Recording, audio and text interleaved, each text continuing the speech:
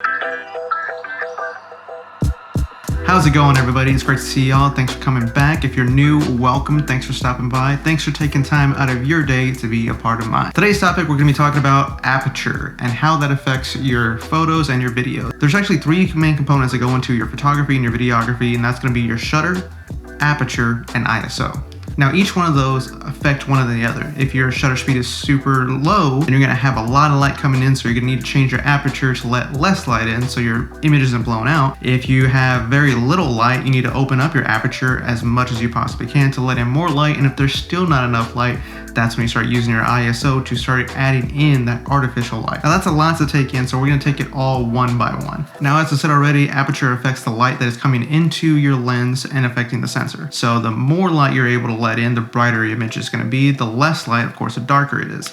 Not only that, but it also affects your depth of field. All right, so now I'm going to show you what I mean by letting light in with your aperture. So right now, my aperture is wide open at a f2.8 on this lens. What's great about that is having this lens wide open, I'm not having to use ISO and bring in artificial light, which sometimes can make your image grainy, whether that's in photos or in video. The more ISO you add, depending on your camera, the more grainy and, I guess, pixelated your image will look. So here we are at a f2.8.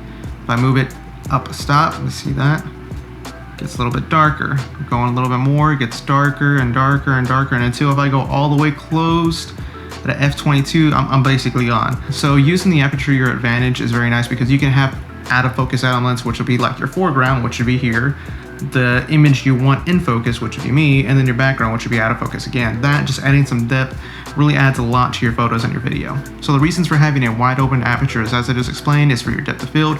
But not only that, let's say you wanted to get into landscape photography. You want every single detail in focus, right? So that means you have to close your aperture to let more of that image be in focus. So I would probably start off at an f8 and then go higher if I need to. And it all depends on too what your lighting source is. If you're outside, you should be perfectly fine.